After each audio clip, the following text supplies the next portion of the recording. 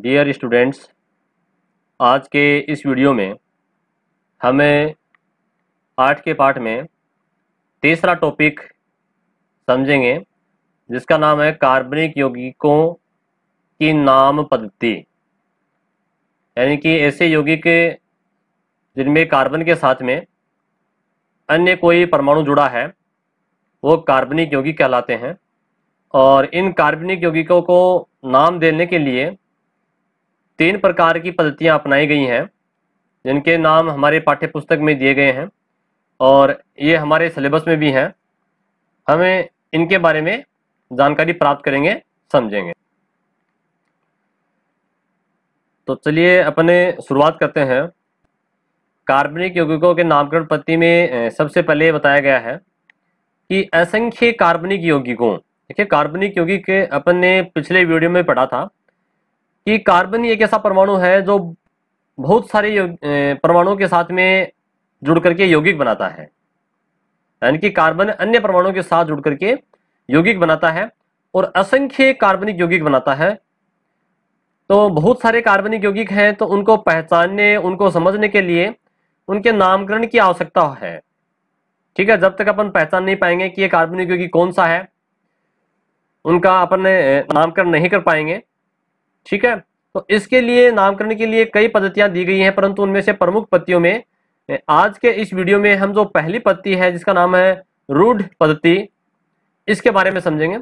और अगले वीडियो में हम व्युत्पन्न पद्धति के बारे में जानकारी प्राप्त करेंगे और उससे अगले वीडियो में हम IUPAC जो पद्धति है उसके बारे में जानकारी प्राप्त करेंगे। तो चलिए पहले अपन शुरुआत करते हैं। पहले जो आज अपन को पढ़ना है रूढ़ पद्धति। देखिए, रूढ़ का मतलब है जो पुराने समय से चली आ रही है। ठीक है, उसे अपन रूढ़ पद्धति कहते हैं। जो स्थानीय नाम है उसका लोकल नाम है, वो रूढ़ पद्धति के अंदर रखा जाता है। तो इसमें इसके बारे में क्या लिखा है, अपने किताब में लिखा है, इस पद्धति में कार्बनिक यौगिकों का नामकरण उनके प्राकृतिक स्रोत, प्राकृतिक स्रोत का मतलब है कि कौन सा कार्बनिक पदार्थ किससे प्राप्त होता है। ठीक है, किसी पौधे से प्राप्त होता है, किसी जंतु से प्राप्त होता है, तो उसका प्राकृतिक स्रोत क्या है, पहली बात तो ये।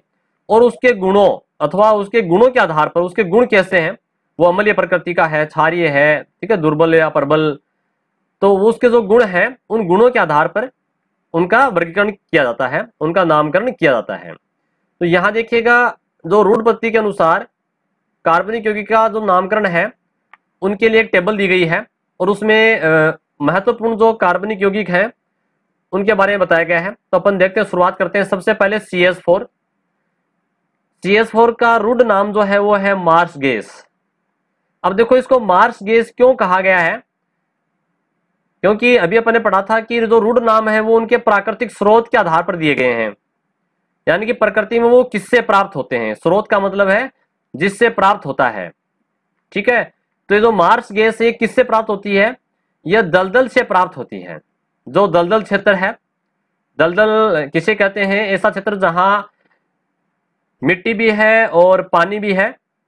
ठीक है, तो वो दलदल क्षेत्र बन जाता है और दलदली क्षेत्र को अपने मार्सी स्थल कहते हैं। ठीक है, ऐसा स्थान जो दलदल वाला है उसे क्या कहते हैं, मार्सी स्थान।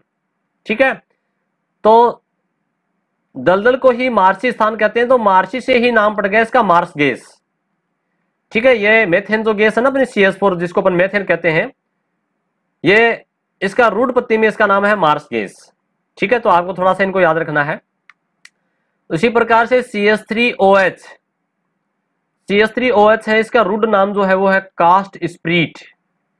कास्ट यानी कि लकड़ी, कास्ट बोलते हैं लकड़ी को। जब लकड़ी का भंजक आसवन किया जाता है, देखो आसवन कहते हैं गर्म करने को, उच्च तापमान पे गर्म करने को अपन आसवन कहते हैं। और भंजक आसवन कहते हैं वायु की अनुपस्थिति में, यानी कि जब लकड़ी को वायु की अनुपस्थिति में अधिक तापमान पे गर्म किया जाता है तो उससे कास्ट स्प्रीट प्राप्त होता है। तो कास्ट स्प्रीट किससे प्राप्त होता है, जब लकड़ी का भंजक आसवन किया जाता है तो उससे कास्ट स्प्रीट प्राप्त होता है। इसका नाम जो है वो अपन इसको मेथेनॉल कहते हैं, मेथेनॉल या मेथिल एल्कोहल भी कहते हैं। परंतु यहाँ रुड नाम की बात हो रही तो रुड नाम इसका कास्ट स्पिरिट है। ठीक है, चलिए फिर तीसरा जो रुड पत्ती में जो नाम है वो अपना कार्बनिक यौगिक का दिया गया है CH3COH का।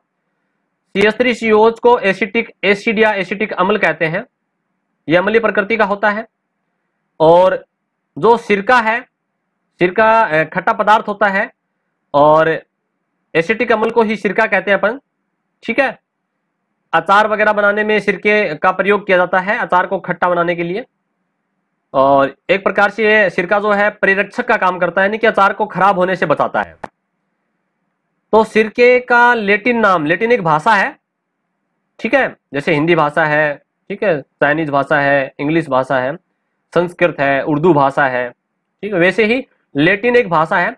तो सिरके को जो है, सिरके का लेटिन नाम है एसिटम। तो एसिटम से नाम क्या पड़ गया, एसिटिक अम्ल। ठीक है, यह अम्लीय प्रकृति का होता है, एसिटम से नाम पड़ गया एसिटिक, और ये एसिड है, अम्ल है। तो CH3COH का नाम क्या है, एसिटिक एसिड। और फिर अगला जो रूट पत्ती में जो नाम है वो है यहां पर CHOOH। ठीक है, यहां CH के साथ में OH जुड़ गया, इसका नाम है फॉर्मिक अम्ल। फॉर्मिक अम्ल, यह फॉर्मिका चींटी को कहते हैं, चींटी जो कीड़े मकोड़े होते हैं। और चींटी का जो डंक होता है, चींटी जब काटती है तो हमें बहुत अधिक जलन या दर्द, ठीक है, हमारा जिस स्थान पे चींटी काटती है वहां अपना थोड़ा सोजन आ जाती है, वहां पर आपने देखा होगा, नोट किया होगा, ठीक है ना, उस स्थान पर अपने जलन होती है, दर्द होता है, वो उस फार्मिक अम्ल के कारण होता है, क्योंकि चींटी के डंक में फार्मिक अम्ल होता है। तो चींटी के नाम से, चींटी का जो नाम है वो फार्मिका नाम है, और फार्मिका से ही फार्मिक अम्ल नाम पड़ गया। इसी प्रकार से यहां पर देखिएगा CH3COH और COH, ये जो आपको दिख रहा है यहां पर, ये पूरा ये जो नाम, ठीक है, इसका नाम है लैक्टिक अम्ल। और लैक्टिक अम्ल, अम्ल यानी कि खट्टा पदार्थ, और लैक्टिक अम्ल होता है दही में, जो दूध से दही बनता है ना, दही में लैक्टिक अम्ल होता है। और दूध से दही बनता है तो उसमें लैक्टोबैसिलस नाम का बैक्टीरिया है, वो इसको दूध से दही में बदलता है, किसको, लैक्टो शर्करा होती है, तो लैक्टो जो शर्करा है वो लैक्टिक एसिड में बदल जाती है। परंतु यहां पर दूध का जो नाम है वो लैक्टम नाम है।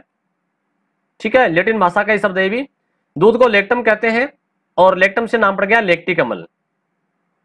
तो इस प्रकार से हमने समझा किस प्रकार से जो रूट नाम है, ठीक है, वो प्राकृतिक स्रोत से लिए गए हैं, उनके बारे में हमने जानकारी प्राप्त की। अपन को पता है इस पाठ में से एक क्वेश्चन तो आएगा 1 नंबर का, एक आएगा 3 नंबर का क्वेश्चन।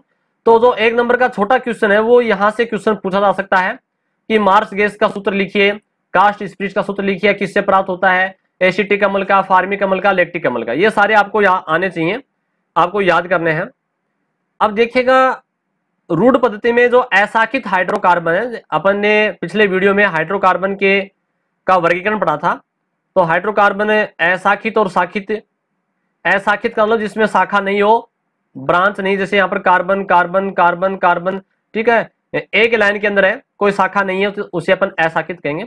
और हाइड्रोकार्बन यानी कि हाइड्रोजन और कार्बन से मिलकर बने हैं, देखो यहाँ हाइड्रोजन कार्बन ये सब के अंदर, तो ये अशाखित हाइड्रोकार्बन को अपन नॉर्मल कहते हैं। क्या कहते हैं, नॉर्मल। और नॉर्मल की स्पेलिंग जो है वो एन से शुरू होती है, तो इसको अपन स्मॉल एन से इंडिकेट करते हैं।